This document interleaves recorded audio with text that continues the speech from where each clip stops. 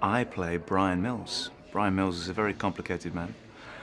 We all know him from the film Taken, played by Liam Neeson, but this is a rougher version of Bryan Mills, a younger version of Bryan Mills, who's yet to acquire his particular set of skills.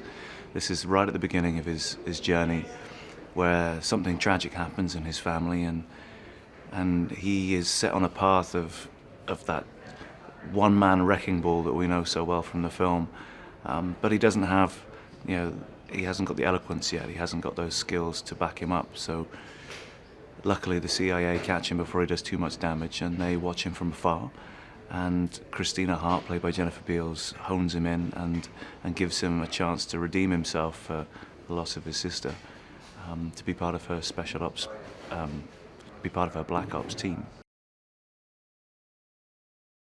The Bryan Mills we meet at the beginning of this first season of Taken is a diamond in the rough. He's a man who has the most awful, tragic thing happen to him and his family, and what makes it even worse is he's kind of responsible for it happening. He couldn't put right what went wrong, so he carries this guilt, and he also wants revenge. But there's a fine line between revenge and retribution, and I think Christina Hart gives him that opportunity to garner retribution rather than revenge, which is what he would have done if the CIA hadn't have reined him in. He was a one-man wrecking ball, out to put it right and to find Carlos Mejia and kill him. And as we know, an eye for an eye is not always the right way forwards. And before this happened, I think Bryan is a good guy. He's got a good moral compass. He's a family man. He's well brought up. He's joined the army for all the right reasons. He's a Green Beret, and he's left for his sister. But he also has all these skills, these combat skills that are so needed in Christina Hart's Black Ops team. But he's not necessarily a team player. He has a lot of of anger built up. He has that guilt for not being there. So every time he has a chance to save someone, every time he's on one of these missions, he's a bit of a loose cannon. But what makes him exciting to watch is that every opportunity he gets to save someone, to protect someone, is a chance for him to, in his mind anyway, to save his sister, to have another chance of putting it right for somebody else.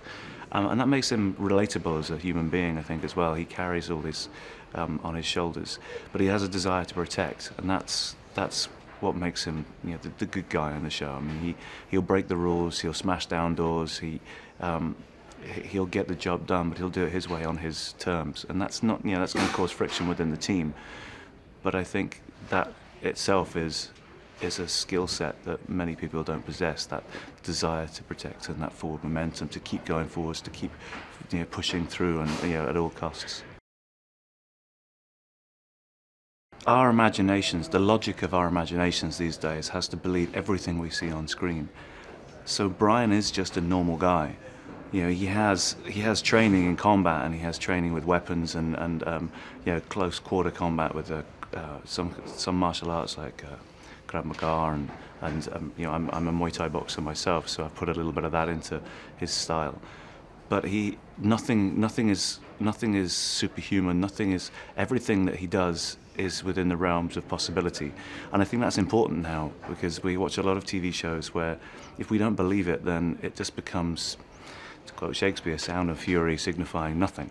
And it's a moment where we all go on, put a kettle on and make a cup of tea. It's either gratuitous or it's just so out of sync with what's going on in the real world that we don't buy it, and therefore we turn off. Ultimately, we turn off. So with our show, what Alex Carey does with his writing so well is that everything that's in Taken are real-world problems. Bryan and the team are dealing with things that could quite easily happen within our society and within the political system in America. So therefore, when the action comes into play, you need to believe it. Because if Bryan starts running up walls and spin kicking people, or smashing through windows and then just getting up like it was, like he just jumped on a bouncy castle, you're not going to buy it. So to answer that, I don't think Bryan has any particular set of skills that makes him, a superhero or an action hero. If anything, he's not an action hero. He's a covert action hero. The idea of being an action hero is making a lot of noise and smashing down doors and jumping away from explosions, whereas a covert action hero, you were never there. It's stealthy. It's more it's more living in the lines of that clandestine spy. I think if it was in a film, it would be a lot harder to grasp and to get my head around. But as the TV series, I have many hours to build that arc. So we're looking at the finished product in Liam Neeson's character in the film, whereas I'm right down there at the beginning, and hopefully Taken might go for 5 seasons, 6 seasons, 60 hours. That's what I have to think of. Regardless of how many episodes I get to play Bryan Mills, I have to pace that journey and that arc out. So it's actually quite nice and quite rewarding to start him off as almost a little boy lost, and he's going to acquire those skills, and as time goes on, as the season goes on, he's going to start to be more the man, and then more the man that turns into the father, and that's a whole little kettle of fish. I mean, Bryan has no idea what it's like to be responsible for anyone else other than himself. He's putting all of this protection on the public and the civilians that he doesn't know, but when he suddenly starts to have someone he loves and someone he cares about come into play, and in season 1 we see that with an Asher, then it's a whole different ballgame. He has to think about who else he hurts. I mean, I've had a lot of experience in stunts, and I've been doing it since I was 14, and I was, I've been doing martial arts, Muay Thai, boxing. I've got lots of skills that I've acquired over the years, and I've never really wanted to use them in anything that isn't based in some kind of humanity. And I feel that Bryan is the character that I wanted to pounce on, because I feel that what we see in the film is just a man who's a father, and I'm a father, I have 3 children, and I would like to think I'd do exactly what he does in that situation, only I don't have those skills.